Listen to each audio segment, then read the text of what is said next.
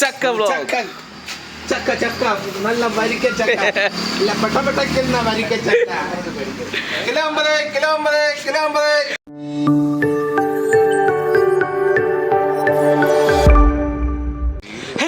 നമ്മുടെ എല്ലാ കിടക്കാച്ചി മച്ചന്മാർക്കും പെരുന്നാൾ ആശംസകൾ, വലിയ പെരുന്നാൾ ആശംസകൾ. അപ്പം ഞാനിപ്പോൾ നിൽക്കുന്നത് ഞങ്ങളുടെ ജംഗ്ഷനാണ്. പൈസയിലെ വീട്ടിൽ പോകുന്ന പൈസ വീട്ടിൽ പെട്ടെന്ന് പരിപാടി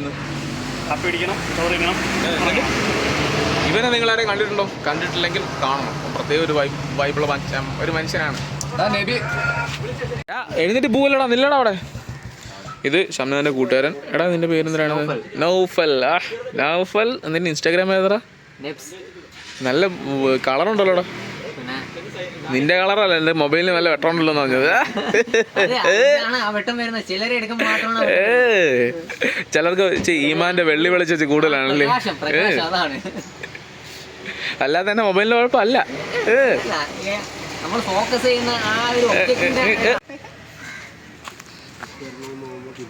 എടാ ഇത് പറക്ക അത്രേനേ ഉള്ളു. പിന്നെ എന്താ പരിപാടി? സുഖം. വളവച്ചെ കുറിച്ച് എന്താണ് പറയാനുള്ളത്? ഉറക്കത്തിൽ പറ. വൈബാണ്, പൊളിയാണ്. വേറെ ഇടലാണ് വളവച്ചക്കാര് കേൾക്കണം. അതുപോലെ എന്തെങ്കിലും പറ. എന്റെ നാട്ടിനെ പറ്റി പൊക്കി പറയാതെ വേറെ എല്ലാം പറയാൻ പറ്റും. എടാ എവിടെ നോക്കടാ, എവിടെ പോണ്ടോ? ബീഫ് കിട്ടിയാ? പെരുന്നാളായിട്ട് എന്ത് പരിപാടി? വളവച്ചൊന്നും ഒരു ഈച്ചുള്ളൂ. എല്ലാവരും പോയോ? എല്ലാ മനുഷ്യന്മാരും വീട്ടിൽ പോയി വെച്ചാൽ മതി. അങ്ങനെ നമ്മൾ പള്ളിയിൽ പോയിട്ട് ഇപ്പോൾ സമയം 9:30 അങ്ങനെ പള്ളിയിൽ പോയി നമസ്കാരമൊക്കെ കഴിഞ്ഞ് വന്നു. കൂടെ കുറച്ച് കൂട്ടുകാരുണ്ടായിരുന്നു. എല്ലാവരും വീട്ടിൽ പോയി. ഇനി കുറച്ച് നേരം കൂടെ വിട്ടുള്ളൂ. അപ്പോൾ ഞാൻ എന്തായാലും വീട്ടിൽ പോയി ഫുഡ് കഴിച്ചിട്ട് വരണം. പിന്നെ ഇന്ന് നമ്മുടെ വളവച്ച പള്ളിയിലെ എൻ്റെ പള്ളി വളവുബച്ചയാണ്. വളവുബച്ച മുസ്ലിം ജമാഅത്താണ്, മൊഹിദ്ദീൻ മുസ്ലിം ജമാഅത്ത്. അപ്പം ഞങ്ങളുടെ ജമാഅത്തിൽ ഇന്ന് 5 പോത്തിന് ഇറങ്ങുന്നുണ്ട്. 5 എണ്ണം. അതിൽ ഒരെണ്ണം ഒരാൾ ഇതും ബാക്കി 4 എണ്ണം 7 പേര് വീതം ഷെയർ ഇട്ടതുമാണ്. അപ്പം പള്ളിയിൽ നിന്ന് പോയി കഴിഞ്ഞാൽ ബീഫ് കിട്ടും. അതും ഇവിടെ ഇതുണ്ടോ ടോക്കൺ ഇട്ടിട്ടില്ലേ നമ്മളെ പള്ളിയിൽ? ടോക്കൻ്റെ പരിപാടി കഴിയുമ്പോഴത്തേക്കും അല്ലാത്തവർക്കും കിട്ടും. അപ്പം എന്തായാലും അവൻ്റെ ആ പരിപാടി കാണാൻ നടക്കട്ടെ. ഞാൻ വീട്ടിൽ പോയി ഫുഡ് അടിക്കട്ടെ കേട്ടോ. ബൈ ടാറ്റ. ഞാൻ വീട്ടിൽ നിന്ന് നേരെ വൈഫിൻ്റെ വീട്ടിലേക്ക് പോകണ്ട. പോകുന്ന വഴിക്ക് ഇതിനകത്ത് എന്താണ് സംഭവം എന്നറിയാം നിങ്ങൾക്ക്?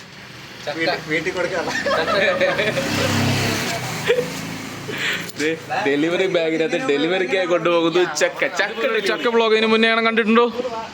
ആരെങ്കിലും കണ്ടിട്ടുണ്ടോ?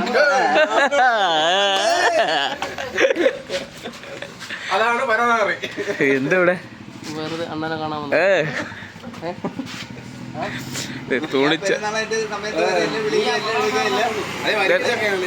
വരിക്കച്ചക്കാണ് കോഴിച്ചക്ക നോക്കാം. വൈഫിന് വേണ്ടിട്ട് വീട്ടിൽ നിന്ന് ഓ ചക്ക ഓ വേണ്ട. ചക്ക ബ്ലോഗ്. ചക്ക ചക്ക നല്ല വരിക്ക ചക്ക ഇല്ല പെട്ടപ്പെട്ട വരിക്ക ചക്ക കിലോ 50. മിക്കവാറും ഇപ്പൊ കച്ചവടാക്കും. തൽക്കാലം ചക്കര കുത്തിട്ട് നമുക്ക് ടച്ചിങ്സ് ആക്കാവുന്നതാണ്.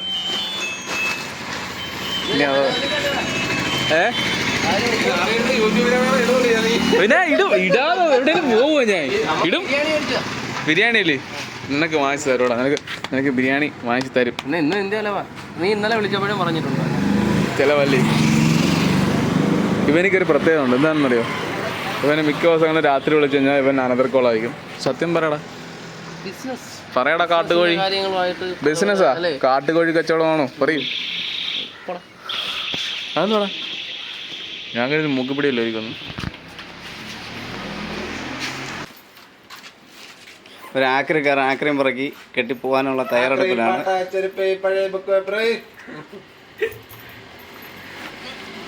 നീ അതവിടെ താഴെ പോയി. ഗൾഫിൽ പോണാ? നീ ഇതും കൊണ്ട് ഗൾഫിൽ പോണോ?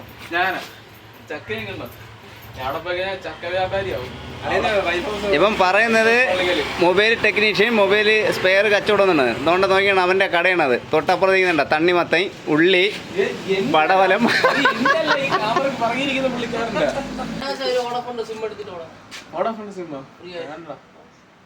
ഒന്നെടുത്ത് വെച്ചിരടാ. ഓൾറെഡി എയർടെലുണ്ട്, പിന്നെ ഉണ്ട്. എനിക്ക് ഇതുണ്ട്, ഇത് രണ്ടും ഉണ്ട്. അമ്മ എന്നെ കൊണ്ട് വീണ്ടും ഓണഫോൺ എടുപ്പിക്കാൻ നിൽക്കുന്നു.